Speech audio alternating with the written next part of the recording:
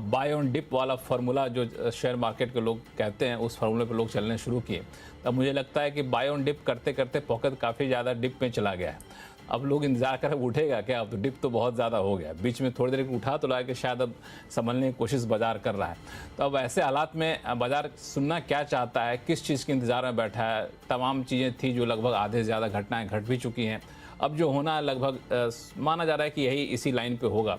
तब भी बाजार डरा सहमा सा क्यों है?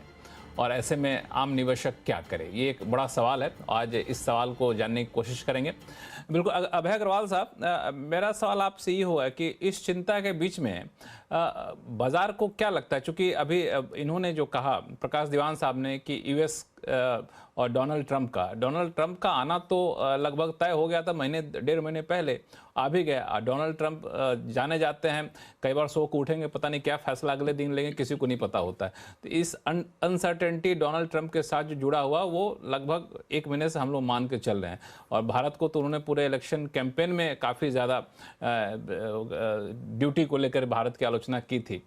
तो वो सिर्फ शपथ ग्रहण करेंगे, उसके बाद का इंतज़ार बाजार कर रहा है, या फिर लगता है कि नहीं कुछ और चीज़ें हैं जो बाजार को शायद इंतज़ार है, नहीं हो पा रहा है? क्योंकि अच्छी चीज़ें तो आ नहीं रही हैं, ज़्यादा बुरी चीज़ें ही आ रही हैं। आई थिंक लक्ष्मण जी, नमस्कार।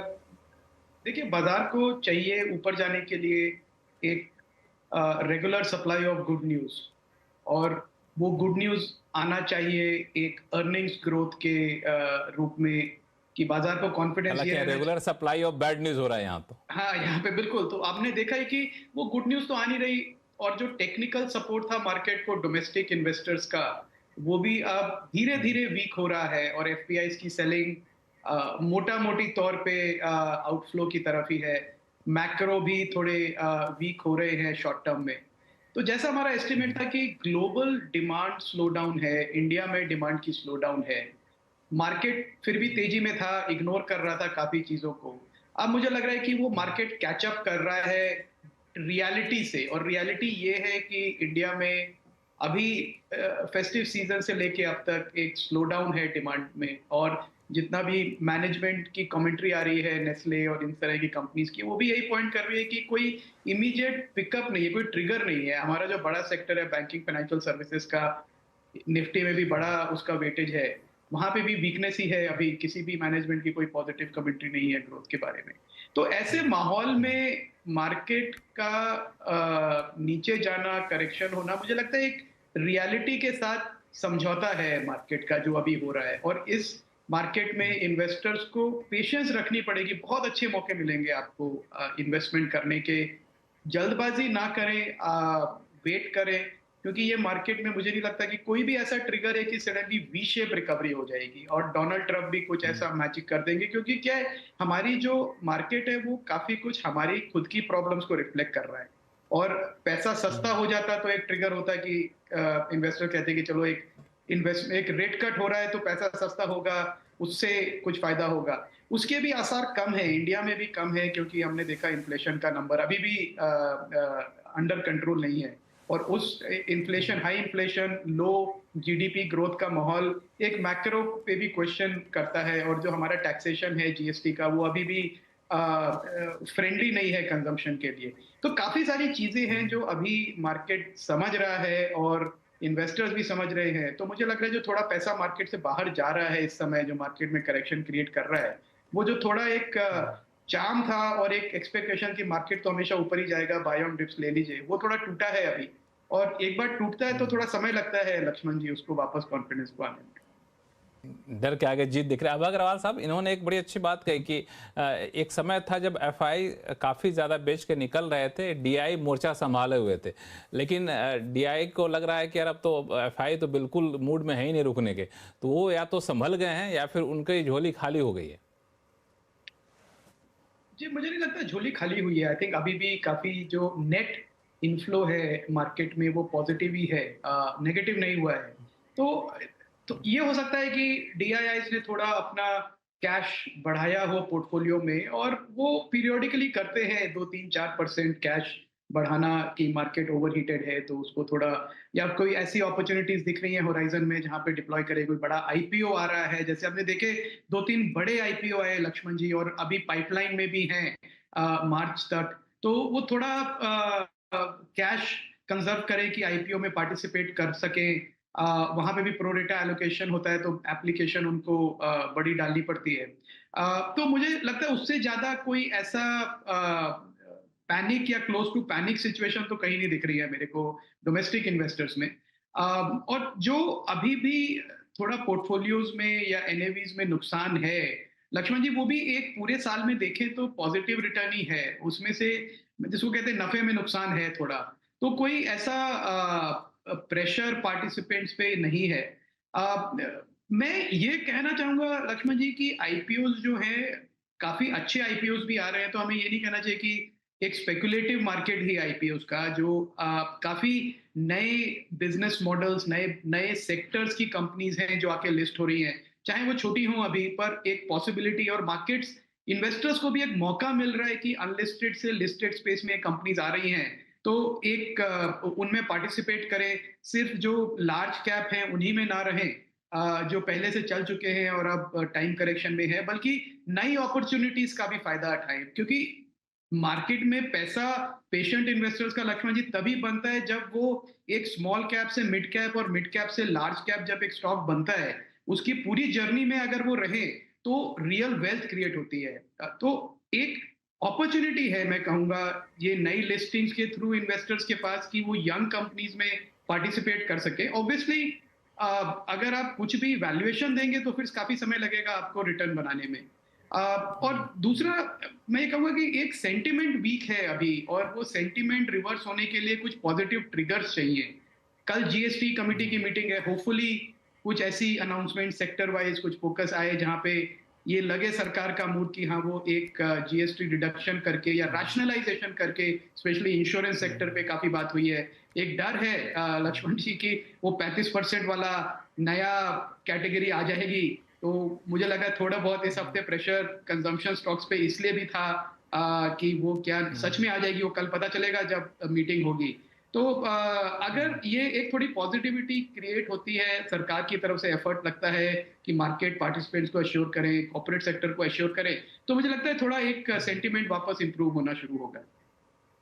बिल्कुल, ये सेंटिमेंट इम्प्रूव होना ज़रूरी भी है, और मुझे लगता है कि सरकार के भीतर भी एक फीलिंग है कि अब सेंटिमेंट हमें कंजम्पशन के फ्रंट पे ज़्यादा इम्प्रूव करने की ज़रूरत है, क्योंकि वो चौतरफा उसको सरकार फील भी कर रही है। तो रिस्क और रिटर्न में कैसे संतुलन बैठाए, इस पर हम लोग अलग से आवाज़ अड्डा करेंगे, आज हम लोगों ने ये तय भी किया है। लेकिन अभी तत्काल अगर आपके मन में ये उठ रहा हो कि इन सारे चर्चा के बीच में हम करें क्या, हम कहाँ पर जाएँ, तो अभय अग्रवाल साहब आपके पास मैं आऊँगा। अभी मैंने सवाल लेके प्रकाश दीवान साहब के पास गया भी था। ये कई सारे सेक्टर हैं, जैसे सीमेंट हो गया, शुगर हो गया, ऑटो हो गया, पीएसयू बैंक हो गया, जहाँ पे काफ़ी ज़्यादा वैल्यूएशन कम है। अब कई बार लोग कहते हैं कि यहाँ पे आप पैसा डालना शुरू कर दीजिए, फिर कई बार लगता है गिर जाएगा, थोड़ा सा और गिरने ही देते हैं। जब गिरता है तो ये लोग सोच के चलते हैं, थोड़ा और गिरने देते हैं। जब उठना शुरू होता है तो फिर पछताना शुरू कर देते हैं। तो इन सारे सेगमेंट को लेकर आपकी राय क्या, आप अपने पोर्टफोलियो को कैसे डिवाइड करते हैं अपने यहाँ? ये देखिए, मेरा एक्सपीरियंस ये है कि मार्केट ना हमेशा हर समय बुल्स और बेयर्स दोनों को डिसअपॉइंट करता है। क्योंकि कुछ लोग होते हैं वो कहते हैं कि गिरा नहीं मार्केट काफी, वो डिसअपॉइंटेड है, किसी को लगता है ऊपर ज्यादा गया नहीं, तो ये एक डिसअपॉइंटमेंट है, ये तो हमेशा ही रहेगी।